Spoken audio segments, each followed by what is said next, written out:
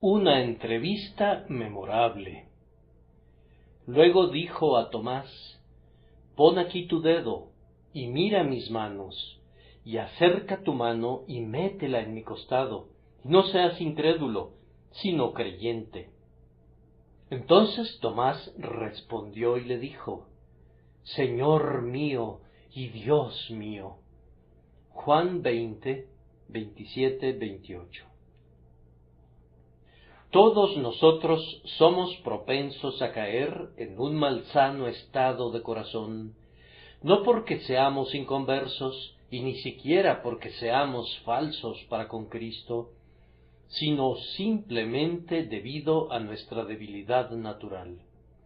En tanto que estemos en este cuerpo expuestos a tribulaciones y tentaciones, seremos proclives a desviarnos como un arco quebrado.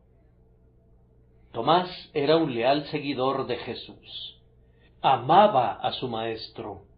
Había sido un golpe severo para su sensible disposición y para su mente perspicaz ver a su Señor traicionado, procesado criminalmente, azotado, crucificado, muerto y sepultado. No pudo recuperarse de inmediato de la agitación que todo eso le había provocado, ni pensar que fuera posible que Jesús hubiera resucitado de los muertos. Ponderando el asunto escrupulosamente, le parecía que eso involucraba un milagro demasiado grande para ser creído y que estaba más allá de lo que pudiera esperarse. Según dijo, Tomás requeriría de pruebas muy claras y satisfactorias para poder creer. De igual manera, cada uno de nosotros tenemos nuestras fallas características. Tal vez no seamos demasiado reflexivos como Tomás. Tal vez seamos demasiado irreflexivos, y eso es igualmente malo. Incluso nuestras gratas cualidades que nos adornan como virtudes podrían convertirse en nuestras tentaciones. Nuestra mejor característica, como lo era un juicio sano en el caso de Tomás, podría convertirse en la propia trampa que nos enrede. Que nadie juzgue a sus semejantes, por encima de todo, que nadie se enaltezca a sí mismo. Aquel que se encuentra hoy en su mejor estado, podría experimentar mañana una pobreza espiritual. Aquel que se regocija en Dios y camina en santa consistencia, podría sentir, antes de que despunte un nuevo día y a pesar de que las horas de ese intervalo fuesen pocas, que sus pies resbalaban y caer de tal manera de la firmeza en que estaba, como para llegar a deshonrar a Dios y traspasarse a sí mismo con muchas aflicciones.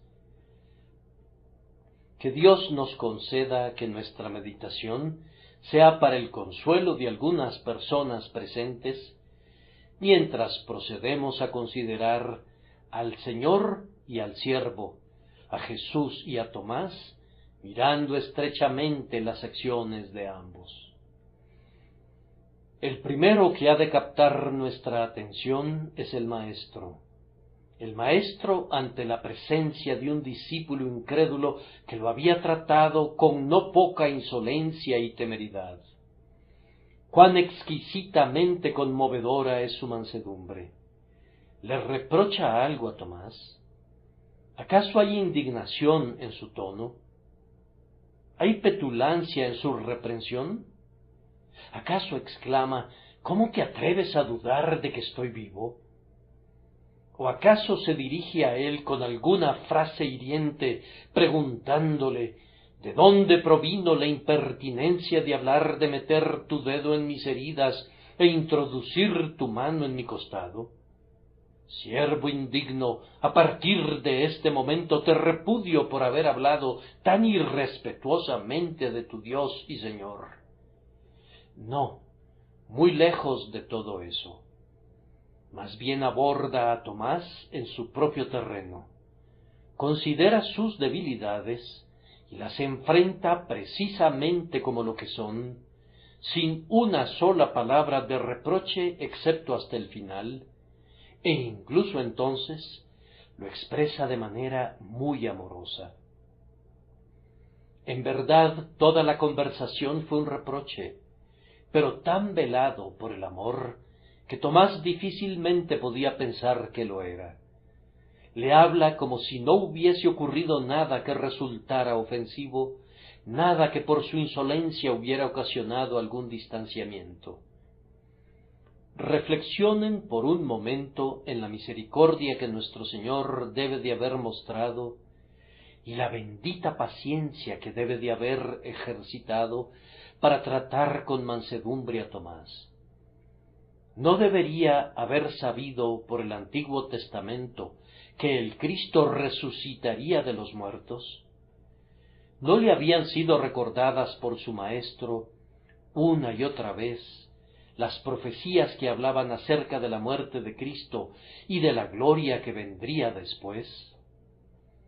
¿No había oído decir frecuentemente al propio Maestro que en el tercer día resucitaría? Tomás debe de haber estado presente con los otros apóstoles cuando rumiaban en sus mentes las frases proféticas y se decían unos a otros: ¿qué querría decir con esto de que padecería y que resucitaría? Y no acababa de ver a las mujeres y de platicar con los apóstoles que testificaron que se habían encontrado con un sepulcro vacío y que unos ángeles les habían dicho que Jesús había resucitado. Sí, y más aún, que mientras habían estado congregados, Jesús se había aparecido en medio de ellos. Sin embargo, tan firme era la incredulidad de Tomás, que interpuso su propio juicio frente a la declaración de hechos manifestada por todos ellos, frente a las Escrituras inspiradas, frente a las apasionadas palabras que brotaban de los propios labios del Maestro, y frente al reconocimiento unánime y coincidente de todos los hermanos. ¿Y no piensan ustedes, hermanos, que nuestra obstinación es algunas veces tan irracional y tan injustificada como la suya? Pese al cúmulo de evidencias, abrigamos dudas, y luego nos damos el crédito por ser sabios y rectos, a la vez que denigramos a todos los demás, afirmando que son necios y que están equivocados. El principio que está a la raíz de todas las herejías y de los cismas que desgarran y dividen a la Iglesia es precisamente esa confianza en uno mismo que no nos permite ceder, aunque hombres superiores a nosotros mismos, sí, y aunque el consenso unánime de la Iglesia entera dieran testimonio de un hecho o de una verdad que nosotros objetamos. Por causa de alguna falta de información, o por causa de alguna imprecisión de juicio, juzgamos de manera diferente de como lo hacen nuestros compañeros, y sin dilación alguna, nuestra aprobación propia se torna inflexible y nuestra conducta es intolerante. Entonces, ¿no constituía un pequeño escándalo que Tomás pusiera a su propio ego en oposición al Maestro, en oposición a la Escritura y en oposición a todos sus consiervos? Aun así, nuestro Señor Jesucristo se abstiene de expresar alguna palabra de denuncia. Él simplemente dice: pon aquí tu dedo y mira mis manos, y acerca tu mano y métela en mi costado, y no seas incrédulo, sino creyente. No podría haber pronunciado unas palabras más delicadas.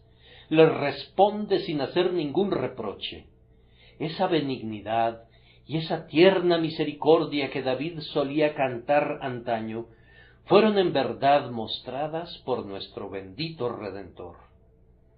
Otra razón para admirar la gran paciencia de nuestro Señor para con Tomás es que éste se había atrevido a dictar los términos sobre los que creería, y había escogido específicamente los términos que serían potencialmente más ofensivos para Jesucristo, si él hubiese sido de un espíritu altivo, imperioso y carente de condescendencia. ¿Quién es Tomás para que deba meter sus manos en aquellas heridas sanadas tan recientemente y en aquel costado traspasado por la lanza del soldado? ¿Acaso debe abrir Tomás, otra vez, un camino hacia ese sagrado corazón? Es extraño que pidiera una señal tan misteriosa para fortalecer su fe. ¿Cómo? ¿No había ninguna otra manera de creer en su Señor, excepto la de revisar con su dedo y con su mano las propias heridas de ese cuerpo bendito? ¡Ah! Vean cuán presuntuoso es el siervo, vean también cuán manso es el Señor. ¿Acaso no era pedir demasiado, no era pedir en exceso? Tal petición no debía ser proferida ni siquiera por algún discípulo que nunca hubiera abandonado a su maestro, tanto menos por Tomás, que había huido con el resto y había estado ausente cuando los apóstoles, estando congregados, vieron al maestro. Sin embargo, Jesús es sumamente indulgente con Tomás. Yo no sé si asombrarme más ante la impertinencia del siervo o ante la clemencia del maestro. Debemos aplicarnos esa lección. Caímos nosotros durante la semana pasada en un estado señero de burda incredulidad. ¿Hemos tenido severos pensamientos para con Dios? ¿Ha suspendido algún pecado nuestra comunión con nuestro Salvador? ¿Tenemos ahora frío nuestro corazón y estamos desprovistos de emoción espiritual? ¿Nos sentimos muy indignos de acercarnos a aquel que nos amó con tan grande amor? No te desanimes. El Dios de toda paciencia no te desamparará. El amor que nuestro Señor Jesucristo tiene para su pueblo es tan grande que pasa por alto su transgresión, su iniquidad y su pecado. No hay ningún enojo de su parte que te separe de tu Dios. He aquí, Él viene sobre los montes de tus pecados y salta sobre las colinas de tus maldades. Puesto que Él viene benevolentemente a ti, ¿no irás tú alegremente a Él? No pienses ni por un momento que Él te ha de fruncir el ceño o te ha de rechazar. No te recordará tus frías oraciones, ni tu aposento olvidado, ni tu Biblia sin leer, ni te reprochará por haber desperdiciado ocasiones para la comunión. Antes bien, te recibirá con la gracia, y te amará gratuitamente, y te concederá justo lo que necesitas en este momento. Te ruego que notes la paciencia del Maestro. Ven a Él, amado hijo suyo, tú, amado discípulo suyo, y ten comunión con Él ahora. Mientras estamos hablando del Maestro, me gustaría pedirles su atención a continuación al gran cuidado del Maestro. Él había acudido a ver a sus discípulos una vez. Había estado en medio de ellos y les había dicho, paz a vosotros. Les había entregado su comisión, había soplado sobre ellos y les había dado el Espíritu Santo. Pero uno de ellos había estado ausente. Bien, ¿qué hombre de vosotros, teniendo 100 ovejas, si pierde una de ellas, no deja las 99 en el desierto y va tras la que se perdió hasta encontrarla? Había una oveja que estaba lejos, y Jesús tenía que regresar. Tenía que darle el mismo saludo de paz, debía darle la misma bendición, pues Tomás no podía quedar fuera de la distribución de dones espirituales. Tomás tenía que haber buscado a Cristo, especialmente después de haber estado ausente en la primera ocasión que Él los había visitado. Seguramente tenía que haber dicho, el Maestro vino a mí y yo no estuve allí, por tanto, debo buscarlo donde sea que esté, y le pediré cuánto lamento haberme perdido la oportunidad de oro de estar en su presencia. Pero, amados, Tomás no buscó a su Maestro. En eso se asemejaba a nosotros. Necesitamos la gracia preventiva, hermanos, la gracia que está de antemano con nosotros, incluso con nuestros más débiles deseos, y que nos viene de Jesucristo. Oh, cuánto nos sobrepasa el Señor en rapidez. Nuestro sentido de necesidad no tiene pies tan veloces como su percepción de nuestra necesidad. Mucho antes que sepamos que lo necesitamos, Él sabe que requerimos de Él y acude en nuestro auxilio para bendecirnos. Vino por causa de una persona. Buscaba a aquella persona que no le había buscado. Fue hallado por uno que no le había buscado. Se podría pensar que hubiera sido bueno que Tomás fuera dejado solo un poco más de tiempo. Nosotros habríamos dicho, bien, si él está tan obstinado como para establecer tales condiciones, dejemos que se enfríe un poco. Dejen que permanezca un tiempo expuesto al frío hasta que tenga deseos de entrar por la puerta y no establezca condiciones de que tiene que entrar por la ventana o por alguna ruta propia. Entonces, hagámoslo esperar, pues los mendigos no deberían ser selectivos, ni los discípulos impertinentes deberían ser tolerados. Sí, pero Jesús tolera aquello que nosotros no toleramos, y Él tiene paciencia cuando nosotros no podríamos tenerles paciencia a nuestros hermanos. Nosotros no tenemos que tolerarlos a ellos ni la mitad de lo que Él tiene que tolerarnos a nosotros.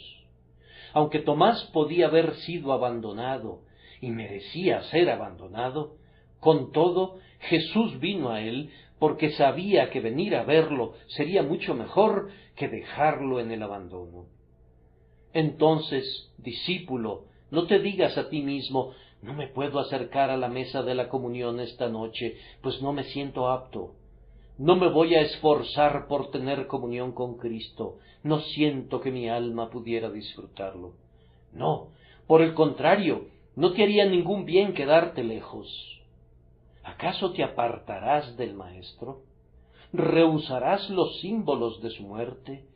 Te imploro que no seas tan impulsivo y desconsiderado. ¿Por qué no habría Él de venir a ti?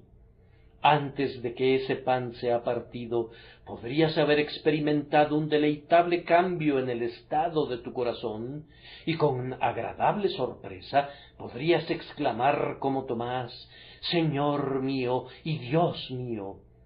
Oh, y no es algo bendito pensar que Cristo no se detiene sino hasta que sus discípulos le invitan. El Señor no espera hasta que estén preparados para Él, no. Acude a ellos y se reúne con ellos y los encuentra antes de que le hubieren buscado. Si tú tienes la misma disposición que Tomás, tal vez pudieras estar insistiendo en las mismas señales y portentos como él lo hizo. Has de saber que el Maestro puede darte su propia señal, puede desplegar su propio portento e impartirte tal bendición que tu corazón difícilmente tendría un espacio para recibirla. Todos nuestros pensamientos y todas nuestras expectativas se ven desconcertados por su ternura y su cuidado. Aunque ya la hemos considerado, les suplico que mediten un rato en la condescendencia sin par del Maestro. He aquí al Señor de vida, que había vencido al filo de la guadaña la muerte, y que había salido en triunfo a través de los portales del sepulcro, habiendo despojado a los principados y potestades, y habiendo derrotado al pecado, a la muerte y al infierno. He aquí el Hijo de Dios, cuya resurrección los ángeles habían presenciado, alegres de fungir como siervos de su realeza.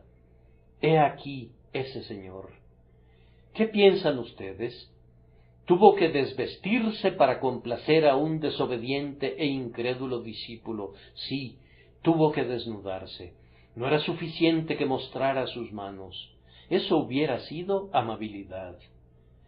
Pero esas manos tenían que ser palpadas, y esas heridas tenían que ser exploradas por un dedo excesivamente curioso. Hubiera sido una profanación de no haber sido por la piedad divina que lo permitió. El camino hacia su corazón tenía que ser revelado. Bien, pero lo hizo. Los ángeles deben de haberse quedado pasmados cuando oyeron decir a un hombre: no voy a creer a menos que me descubra su costado. Pero Tomás lo hizo. Sí, justo antes de morir, ustedes recordarán cómo el Señor se quitó su manto y tomó una toalla y se la ciñó y lavó los pies de sus discípulos. Después de que resucitó de los muertos, es el mismo Cristo, y si entonces había condescendido a lavarles los pies a sus discípulos, Él condesciende ahora a soportar las malacrianzas de un discípulo e incluso a tratar con sus debilidades. Si no pudieran ser sanadas sin una visión de su persona herida, contemplará otra vez su costado. Él hará cualquier cosa por amor a su pueblo. No hay una amabilidad demasiado costosa para no ser mostrada por Cristo. Ahora, entonces, tú que a la par que anhelas ávidamente su compañía, ocultas tu rostro y te sonrojas de pura vergüenza, ¿acaso dices: Señor, no soy digno de que entres bajo mi techo, mi corazón no es digno de recibirte como su huésped? Es cierto, tú no eres digno, tampoco lo era Tomás. Sin embargo, tú gozarás de su favor y te regocijarás en la luz de su rostro si suspiras y clamas pidiendo eso. Sin duda, durante la semana que te has alejado más de lo que tú mismo habrías deseado alejarte. Sin embargo, yo deshice como una nube tus rebeliones y como niebla tus pecados. Tu antiguo amigo pudiera haber pasado a tu lado en la calle sin reconocerte, porque ahora eres muy pobre. Pero Jesús sí te conoce. Cristiano pobre, posiblemente nadie esté enterado de las privaciones que tú has tenido que padecer. Te imaginas que eres despreciado y olvidado por todo el mundo. Tal vez solo sea tu imaginación, pero te enfada la simple idea de que tus hermanos cristianos te miren con desprecio. Pero Jesús nunca mira despectivamente a su pueblo. Él condesciende a estar en su misma plataforma y a ponerse al nivel con ellos con una sagrada familiaridad apropiada a su propio caso. Con mucha frecuencia se acerca más y muestra sus atrayentes sonrisas a quienes se encuentran en la más triste condición. Así es como Jesús suele actuar. Él nunca habla altiva o arrogantemente. Su condescendencia para con sus hijos, así como su cuidado para ellos, no varía. Además, la longanimidad del Maestro desafía nuestra admiración y nuestra confianza.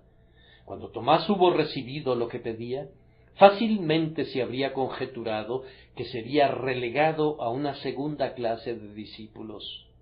No obstante, en lugar de eso, fue confirmado en el apostolado, y aunque no estuvo presente cuando Jesús sopló sobre ellos y les dijo: recibid el Espíritu Santo, en el día de Pentecostés, recibió la misma lengua repartida y el mismo poder que recibieron los otros apóstoles. Ciertamente tenemos razón para creer que Tomás se convirtió en un apóstol tan empeñoso, en un testigo tan fiel y en un mártir de la fe de Cristo tan bienaventurado como lo fueron Pedro o Juan.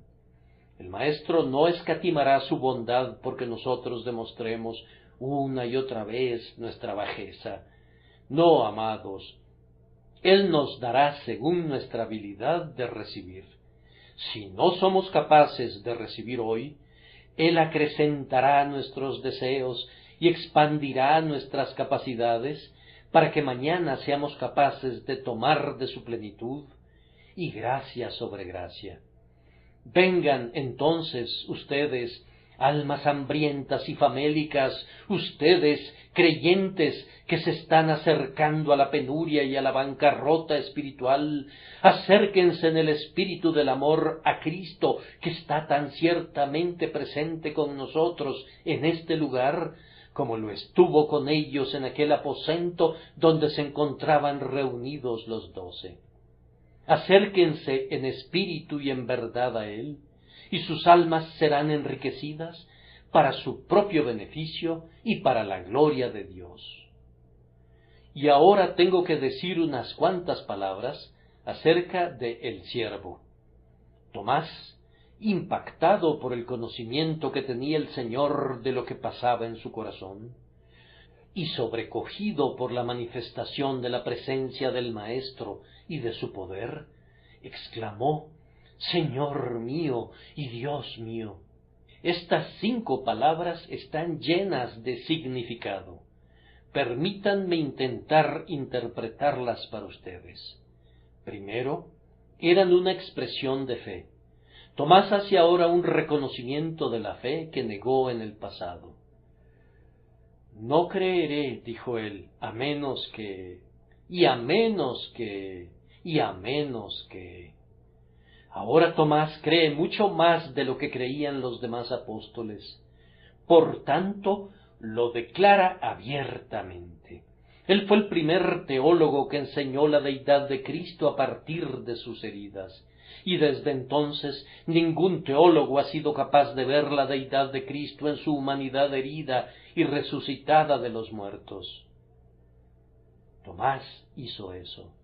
Declaró la verdadera humanidad de Cristo cuando lo tocó, y declaró su verdadera deidad cuando confesó que era su Señor y su Dios.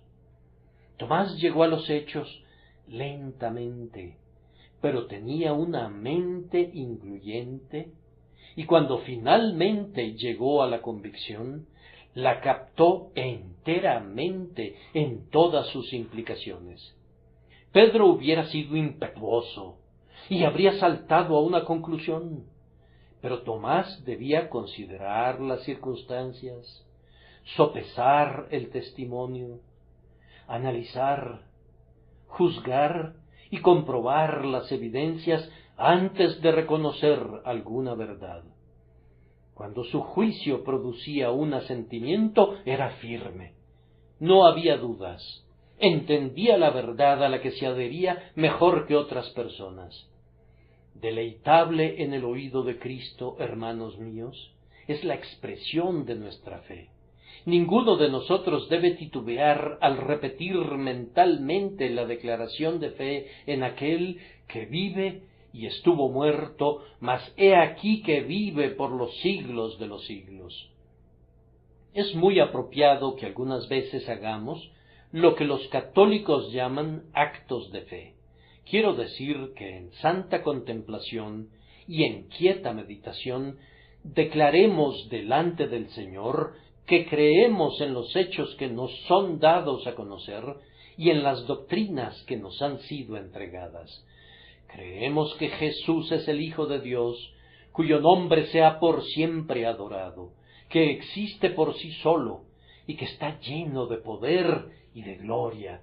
Creemos que hizo a un lado esa gloria y que se hizo hombre en semejanza de carne de pecado, que no desdeñó dormir en el pecho de su madre virgen. Vivió una vida de santidad y murió una muerte de escarnio e ignominia. Durmió en la tumba y al tercer día resucitó de los muertos. Ascendió al cielo, está sentado a la diestra de Dios Padre.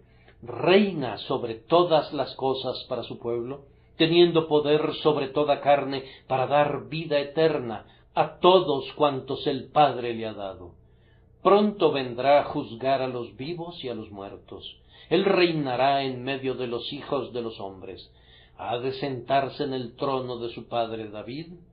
Se orará por él continuamente. Todo el día se le bendecirá. La breve pero expresiva profesión de fe que hizo Tomás me sugiere esta palabra de consejo. Nosotros, frecuentemente, deberíamos hacer delante de Dios una declaración de nuestra fe en la deidad de nuestro Señor Cristo y en todas las glorias que rodean su carácter. Esto han de hacerlo vocalmente cuando puedan, o de otra manera mentalmente, pues el ejercicio es provechoso. Pero estas palabras, Señor mío y Dios mío, me suenan un poco diferentes de una simple profesión de fe. Fue, según ha dicho alguien, como el grito de una paloma que al fin ha encontrado a su pareja. Pobre Tomás, él dudaba de su maestro, pero lo necesitaba, y no podía ser feliz sin él. Ahora que ha regresado volando y lo ha encontrado, pareciera recostar su cabeza, por así decirlo, en el pecho de su maestro, y pareciera que comenzara a llorar y a suspirar como un pobre niñito que ha perdido a su madre en las calles de Londres, quien, cuando es llevado de regreso, no puede decir otra cosa: «Madre mía, y madre mía, y madre mía», y se siente muy feliz de pensar que ha encontrado otra vez el pecho amado sobre el cual ha de descansar. Así Tomás pareciera decir: «Te he encontrado, Maestro mío, Señor mío y Dios mío». Pareciera humillarse, y es como si quisiera decirle: «¿Cómo pude dudar de ti? ¿A dónde he estado?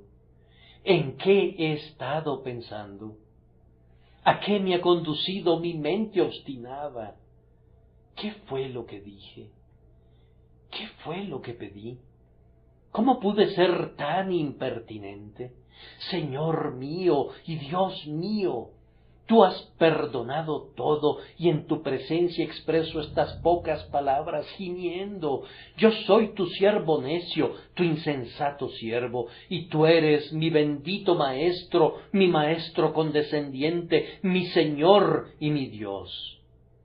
Ahora bien, amados, hay algo muy dulce en esto. Aunque yo los llamo gemidos, con todo, contienen mucha música. Vamos, ahora, tú que te has descarriado, ven y cuéntale todo a Cristo junto a la mesa de la comunión. Ven y dile que estás afligido, pero que no estás tan afligido como deberías estarlo. Dile que lamentas porque no has vivido con Él día a día. Tu autocensura bien pudiera ser incisiva. Miserable soy por descarriarme así, en busca de los vanos deleites.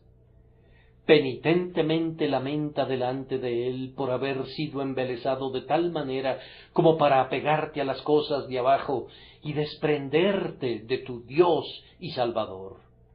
Un sentimiento intenso comúnmente encuentra expresión en unas cuantas palabras. El silencio es algunas veces más vibrante que el discurso. Señor mío y Dios mío es la exhalación de un corazón contrito, aliviado por haber encontrado la gracia que necesitaba. Sin embargo, la jaculatoria Señor mío y Dios mío es el producto de más de una emoción. Si involucraba un dolor agudo, también incluía un placer intenso. ¿No fue acaso un gozoso asombro lo que engendró esas palabras? Fue tan dulce para Tomás que difícilmente pensó que sus condiscípulos fueran capaces de apreciar una maravilla tan grande. Era demasiado para el propio Tomás. Por tanto, se dirige al Maestro como si sólo él, siendo el mayor portento, pudiera identificarse con él. «Me asombra», pareciera decir, «no podía creerlo. Vi al traidor besar tu mejilla. Vi cuando te llevaban con palos y linternas a esa guarida del león. Te vi cuando estabas en el pretorio de Pilato, siendo juzgado y siendo objeto de burlas. Te vi cuando fuiste clavado en el madero. Yo estuve allí, y te vi desangrarte y morir. Vi cuando bajaron tu cuerpo y lo cubrieron de especias. ¿Y se trata del mismo cuerpo? ¿Del mismísimo cuerpo? Oh, sí, yo te reconozco, conozco esas manos, ellas me entregaron los panes cuando miles de personas fueron alimentadas en Galilea. Conozco ese rostro, muchísimas veces he contemplado con ojos radiantes tu amado rostro.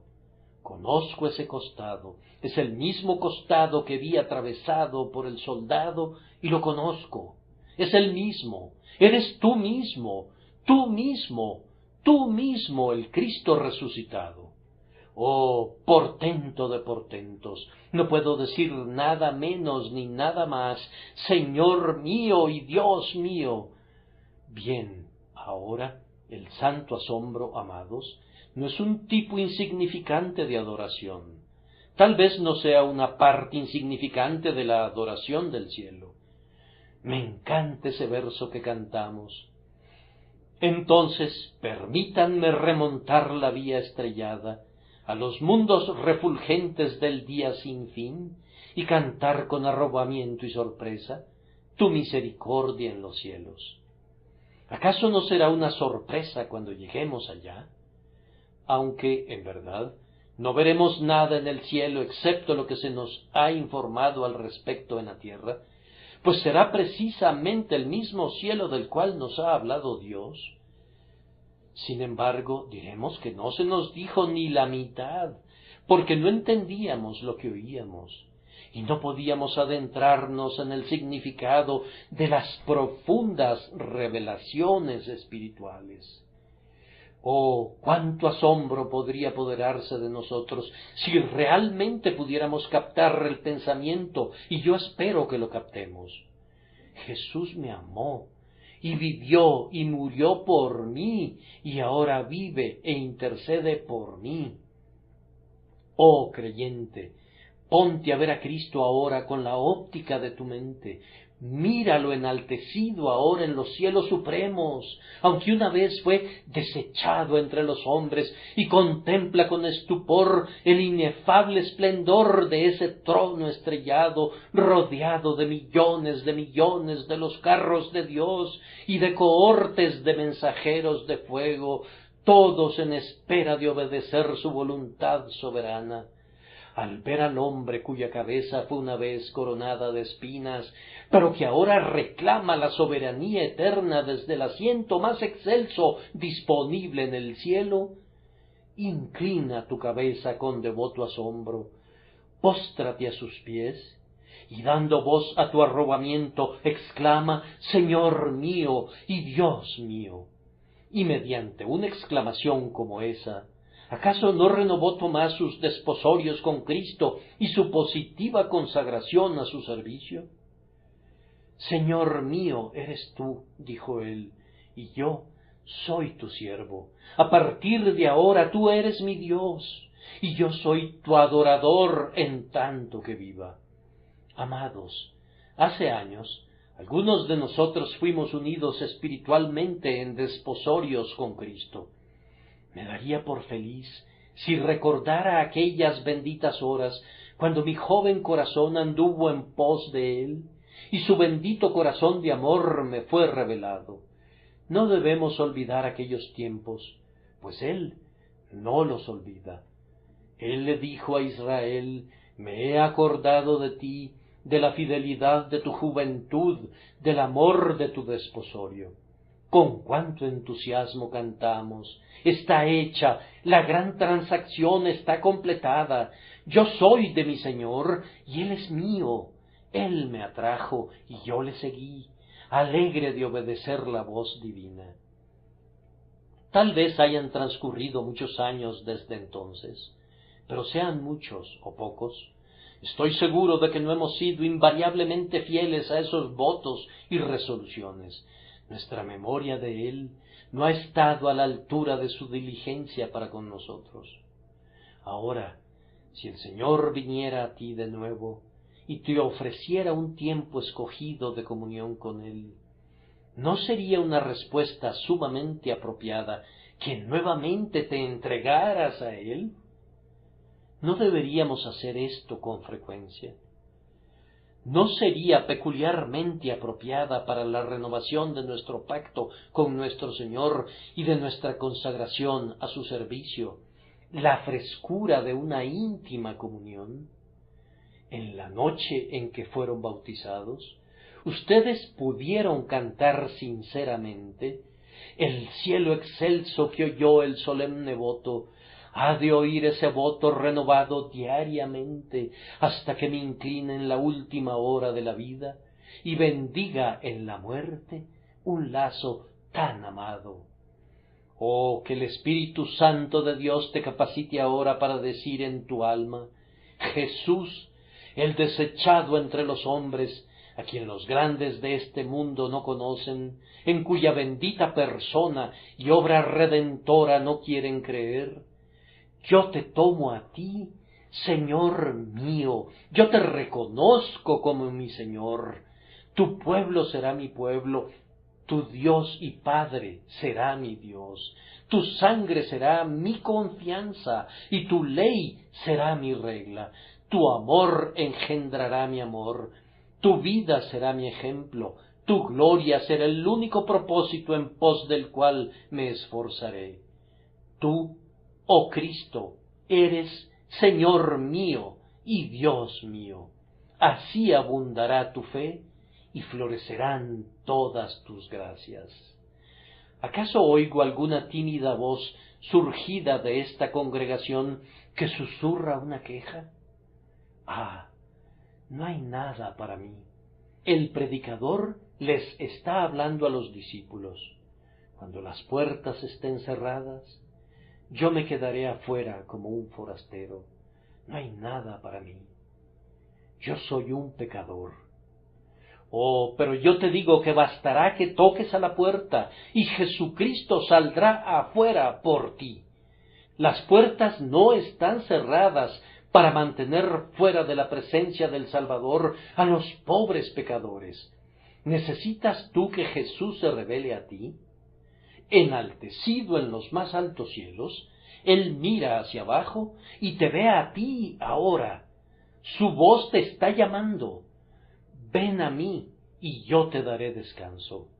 Oh, pobre pecador, si tú no puedes meter tu dedo en la señal de los clavos, con todo, cree que Jesús murió, entonces confía en Él y descansa en sus méritos. Póstrate a sus pies. Reflexiona en su pasión y en su expiación, y serás salvo, salvo ahora, salvo instantáneamente. Entonces todos esos otros gozos serán tuyos, pues tú también serás considerado como miembro de la familia, y festejarás con el alimento de los hijos, y serás partícipe de todos los privilegios de los hijos e hijas del Señor Dios omnipotente.